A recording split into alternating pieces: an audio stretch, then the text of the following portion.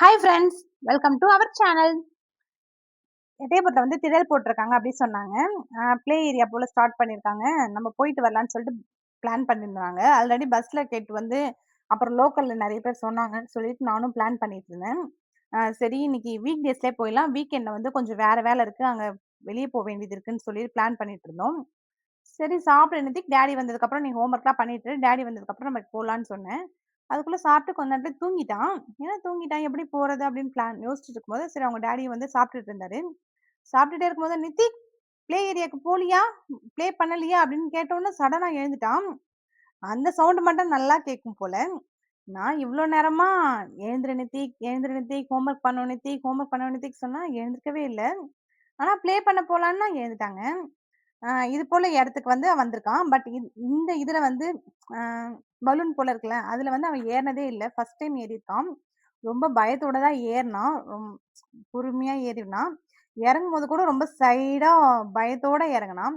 ஆனா ஒரு 2 டைம்ஸ்ல அந்த பயம்லாம் தெளிஞ்சு போச்சு. அதுக்கப்புறம் நம்ம தான் ராஜான்ற மாரி விளையாடிட்டு இருந்தான். நெக்ஸ்ட் பார்த்தீங்கன்னா, நமக்கு இந்த ஊர்ல வந்திருக்கோம்னா, வெளிய நம்மள தான் தெரியும் அதிகமா.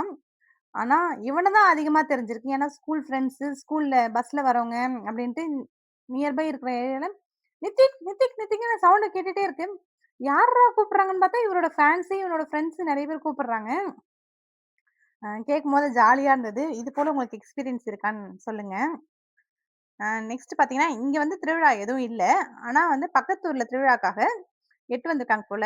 பட்ஜெட் செட் ஆகாது. இப்போ இங்க ஒரு 10 நாள், அங்க ஒரு 10 நாள் போட்டா உங்களுக்கு கொஞ்சம் கட்டுப்படி ஆகுன்றதுக்காக இங்க எட்டு வந்திருக்காங்க. எனக்குமே ஜாலியா தான் இருந்தது. வீக்கெண்டுனா நல்லாருக்கும் போல. ரொம்ப கிரவுடா இருக்கும் போல. ஆனா வீக் டேஸ்ல கொஞ்சம் கம்மியா ஆனா கிரவுட் ஓகே. பட் கம்மியா தான் இருந்தது. இதெல்லாம் வந்து நாங்க ஃபில் பண்ணா தான் நான் வந்து ஸ்டார்ட் பண்ணுவோம். இல்லன்னா எங்களுக்கு கட்டுப்படி ஆகாது சொல்லிட்டு வெயிட் பண்ணிட்டு இருந்தாங்க. ஆனா ஒரு 1/4 மணி நேரத்திலே வந்து எல்லாருமே ஃபுல் ஆயிட்டாங்க. நாங்க வந்தோனே.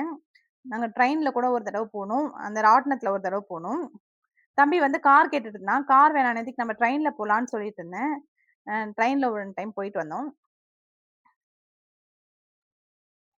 எங்க வீட்ல இருந்து பார்த்தீங்கன்னா, ஒரு 10 மினிட்ஸ்னா ஒரு 15 மினிட்ஸ் வாக் இருக்கும். வீட்லயே எல்லா வேலையும் முடிச்சுட்டு சாப்பிட்டுட்டு வந்துட்டோம். ஆனா, இங்க பார்த்தீங்கன்னா, மசால் பூரி, டெல்லி அப்பளம் அதெல்லாம் வித்தாங்க. வாங்கலான்னு பார்த்தா வயிறு ஃபுல்லா இருக்கு. வாங்க முடியாதுன்னு நெனச்சுட்டு இருந்தேன். ஆனா, நாங்க வாக் பண்ணிட்டு தான் வந்தோம். இது போல டெய்லி வாக் பண்ணாவே நல்ல நம்மளுக்கு உடம்பும் நல்லா இருக்கும் போல அப்படின்னு நெனச்சுட்டு இருந்தேன். அ இது பார்த்தீங்கன்னா, ₹80 அமௌண்ட் வாங்குனாங்க. ஆனா, ஒரு 8 ரவுண்ட் கிட்ட நல்லாவே சுத்துனாங்க. அ காசுமே குடுத்ததுக்கு வொர்த்துன்ற மாரி இருந்தது எனக்கு. சூப்பரா இருந்தது. ரொம்ப ஸ்பீட் இல்ல, ரொம்பவும் ஸ்லோவா இல்ல. நார்மலா இருந்தது எனக்கு.